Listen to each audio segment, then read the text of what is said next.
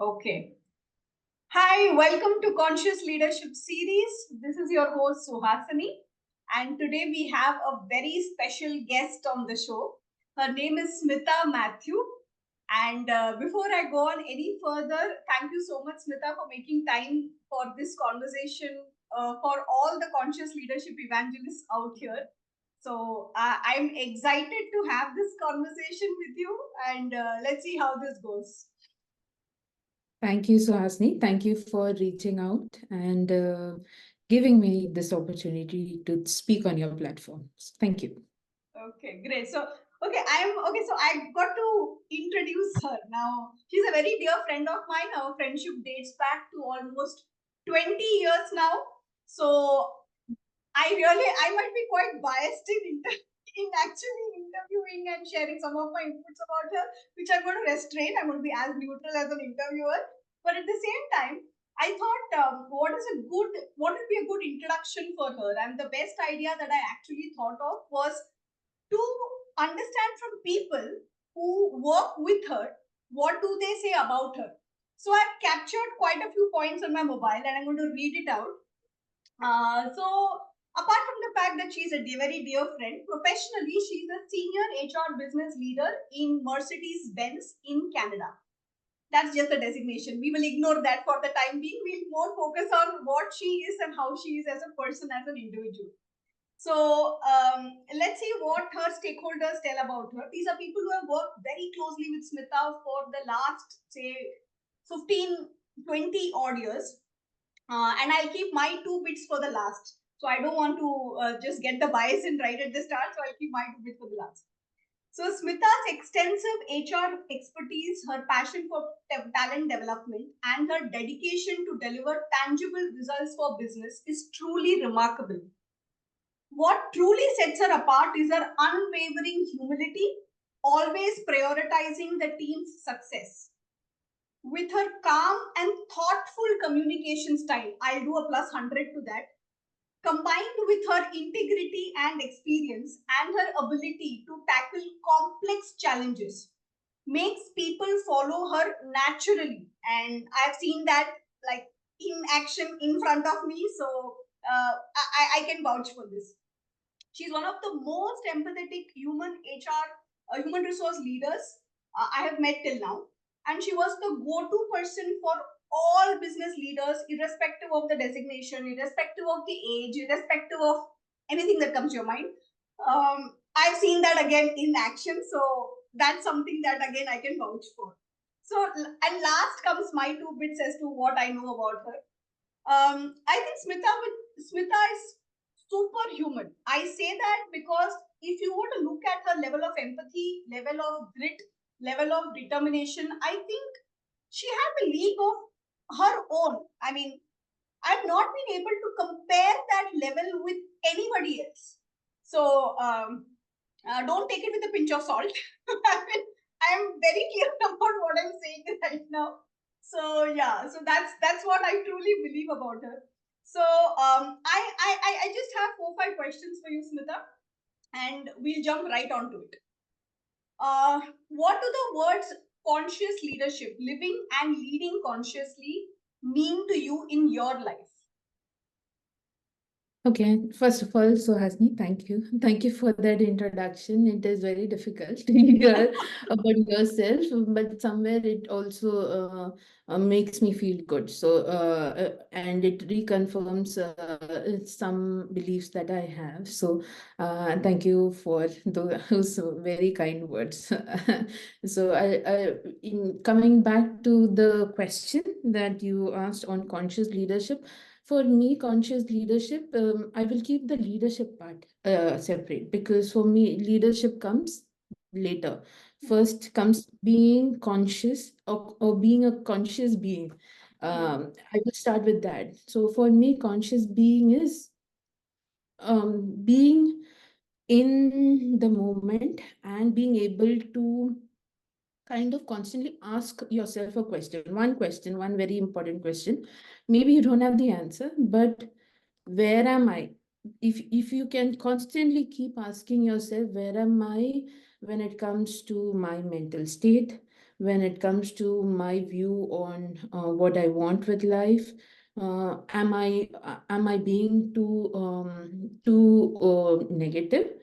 Mm, in my thought process, am I being too fearful of people, of situations? Am I not jumping into situations thinking that, oh, what if I fail, or do I look right, or am I perfect, or am I going with the flow? Am I playful? Am I curious? Am I explorative? Those things are important for me. So being conscious about your state of mind, and constantly asking yourself, where am I like, and you sometimes not necessarily are in that state. You will fluctuate.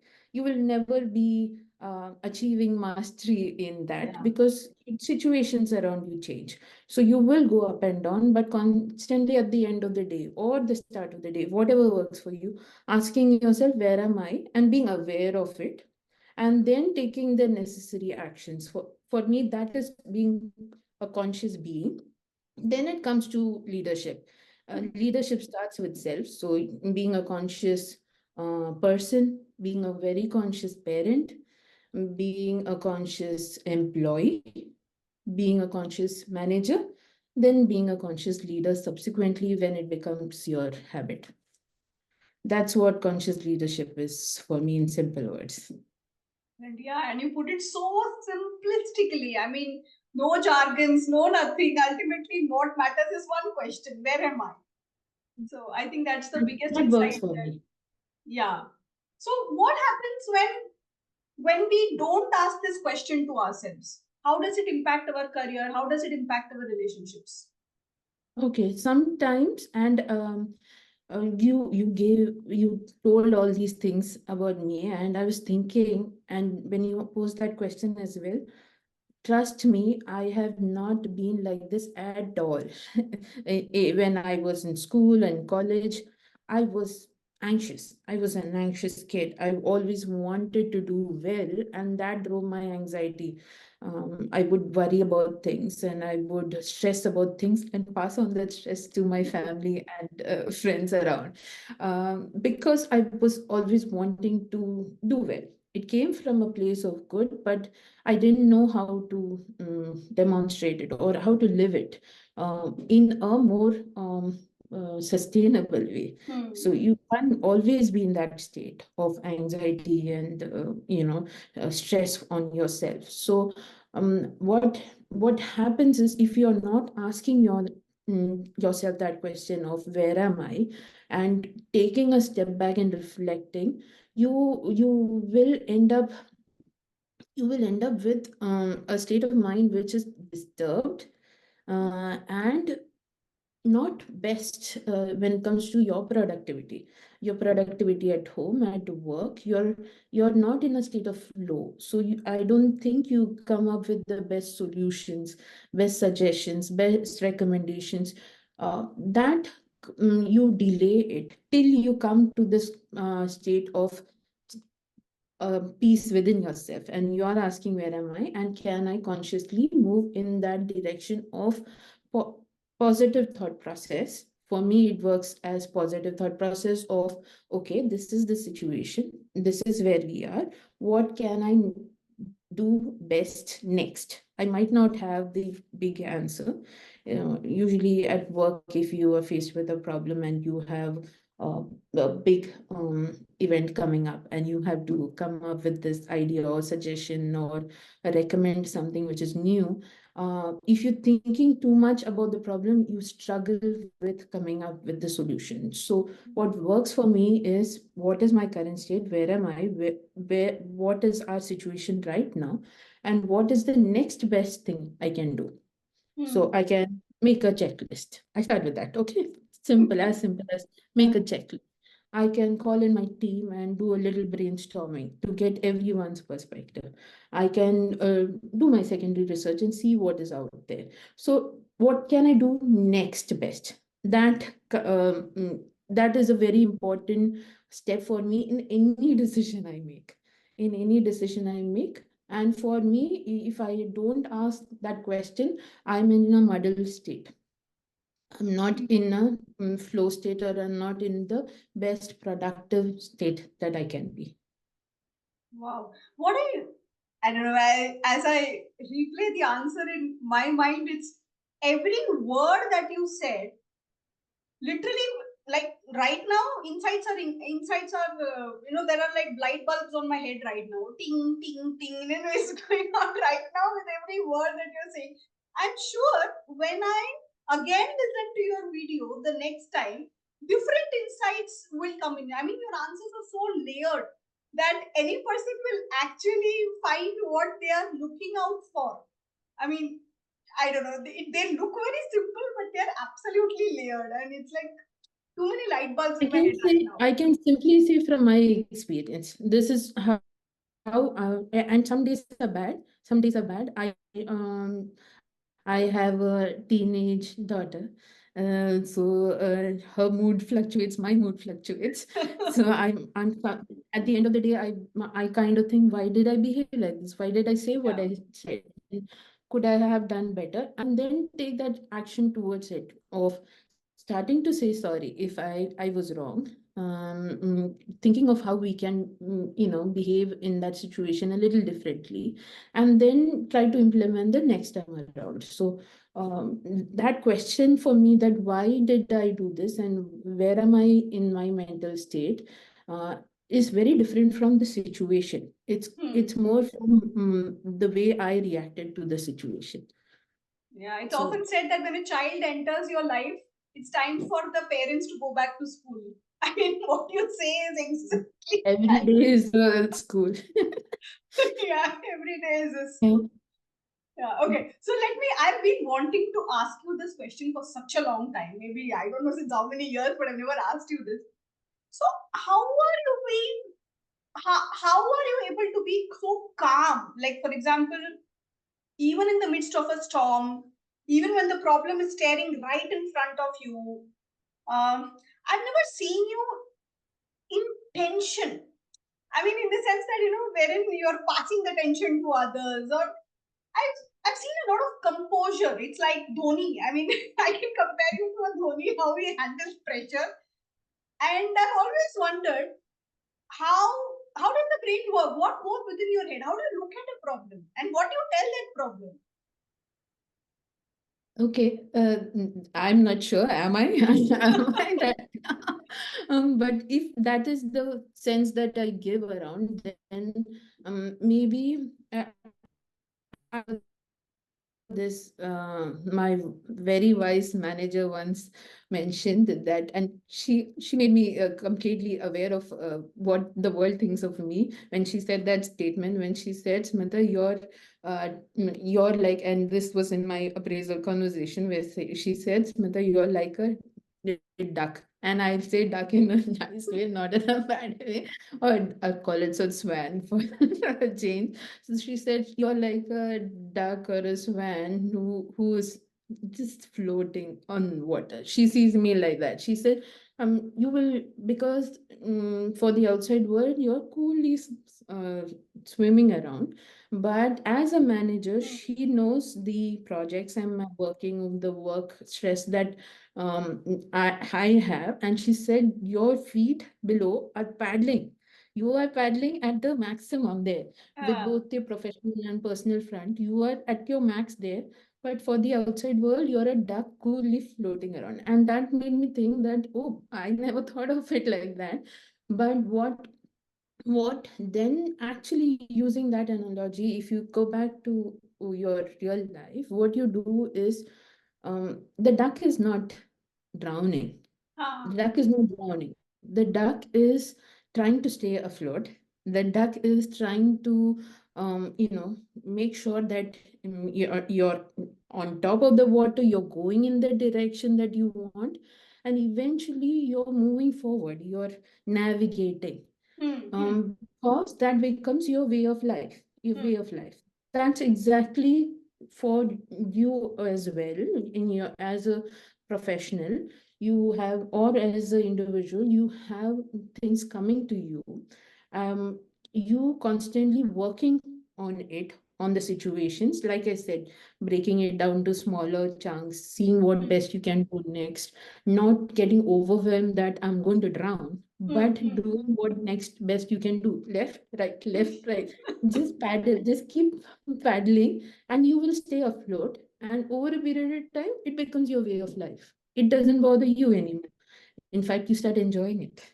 You start enjoying that work. You will start enjoying the that kind of living where you can take more, you can do more, you can do more for yourself, for your people, your surrounding, your society, and that gives you the energy, and it gives you where to go, and it helps you navigate new places.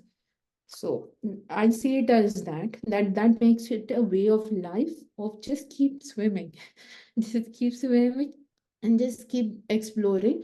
Don't think too much about the problem. Hmm. Focus on the solution. Hmm. That Hmm. always takes away from the problem. It takes away from what is bothering you. Instead, it gives you new ways of looking at solution, and that solution is what keeps driving you and motivating you. Yeah, Uh, that works for me. Wow. Okay. So actually, in this answer, you actually mentioned about taking care of people, taking care of society. What can you do for them? So here I have, then that leads me to the next question. I mean, it's like an automatic flow into the next question. Whoever has worked with you in the past, they find you a good mentor, a good leader, a good friend, a good philosopher, a good guide. Now it's very difficult, like when a person is a boss, right? Suddenly we tend to attach all the negative qualities to that person. Why is it that for the last at least 20 odd years, I have seen this consistency of whoever has worked with you in your team say the same things about you? And what do you do? What's the secret recipe there? What is the secret ingredient, the X factor of Smita? What do you do to empower them and nurture them so that they feel that they themselves feel so powerful to go and tackle any problem on their own? What do you do? I mean, what's the magic there? Okay, I'll start off with that I have learned from the best. I have learned from the rest, and I will never forget that. Be it my parents, where I started learning, and I think those values come from family first. And then all my years of experience, every boss, right from the first boss till my current boss, every manager, I have been lucky. I have got an opportunity to learn and work out an equation. Sometimes good, sometimes bad. Then try to work towards what's the best equation possible. And I have been lucky in learning a new skill from everyone when it comes to the managerial qualities required. Going back to my team, and they have taught me just like kids teach you, the team teaches you uh, to every day. You have your own set of challenges with different personalities in your team. For me, what has worked consistently is two factors. When you have a child, when you have a baby, what do you and the baby is quite helpless. So you provide food, you provide care, and you provide love. Um, and that's all the baby requires, nothing more than that. You're constantly providing that. In the same way, when you have a team, the way you empower or nurture the team is one, first creating that environment of trust, of credibility, or as a manager that I stand by you. You can trust and share at a professional level, saying this is your idea, we will take it, we will make it into a bigger solution, and we will recognize you for it. Sometimes that is important for the team member. Sometimes it is important to just listen to the idea coming out, or the conversation, or the frustration, anything, just listening and giving that space. And sometimes it is just asking the right questions. The team is normally empowered. You don't come with the mindset that you are the person empowering or Yeah. you are the person adding value. The team comes typically with a lot of value from themselves. So just asking the right questions to navigate, because as a manager, as a leader, you have a wider view of the organization, the situations, you're in more meetings, and hence you have that much more awareness, which that particular team member might not. So how do you ask the right questions to address the problem the business is facing or the organization has, uh, and navigating their thought process Hmm. in that direction or in a collective way. Hmm. That's all you do. So you create, you need two things as a manager: credibility, then comes capability. Hmm. Sometimes you think that it's only capability that comes in, Hmm. and could be the best, B school graduate, you could be the best out there in terms of qualifications, uh, and so hence capability in that sense. But Hmm. if you don't have that credibility with the team will not support you. Hmm. And for you to be successful, you will need the team support as well, and for the team to then collectively be successful. So two things: credibility, build the credibility, and then work on your capability, just like the team's capability, constantly. And Great. that will make the team successful. So that reminds me what we have always been trying to reinforce right from the start. Look at everyone as pure potential. All Yeah, the answers lie within themselves. All we are here for is to just help them rediscover it within themselves. that's right. So That's that's, right. yeah. Everyone has something different or something that can add value. How do Yeah. you get that out of them or channelize it in a better way? Okay. So now we come to the last question. Okay. If you were to share some top three tips for our conscious leadership evangelists, call it tips, call it recommendations, call it suggestions, whatever you want to call it. Basically, these tips may have worked for you. So if there is some rubber has met the road, so it's like rubber hits the road. These things have worked for you, Yeah. so that's why you want to recommend them to others. So what are those tips, suggestions, recommendations? Okay, again, very simplistically, I might have repeated it Yeah. in my conversation previously, but it does work for me. Three very simple things. One, keep swimming. It's like the Okay. like the movie says, it just keep swimming. You will be okay. So for me, that is important. Whenever you feel like, okay, the water's gone beyond Yeah. my head and I'm drowning, you just keep swimming. You know the best next thing to do. Go for it. Second, always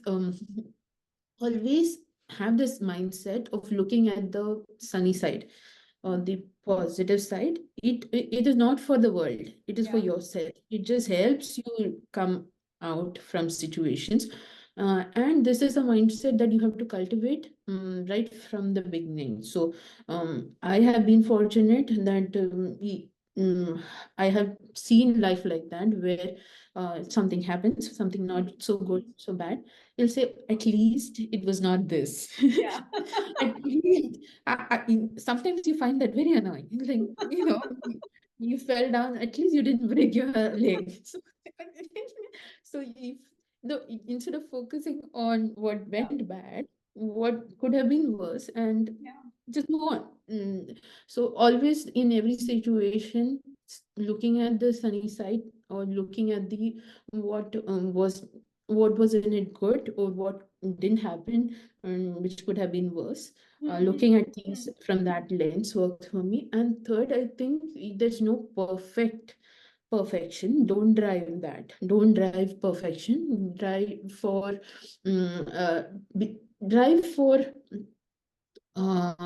I would say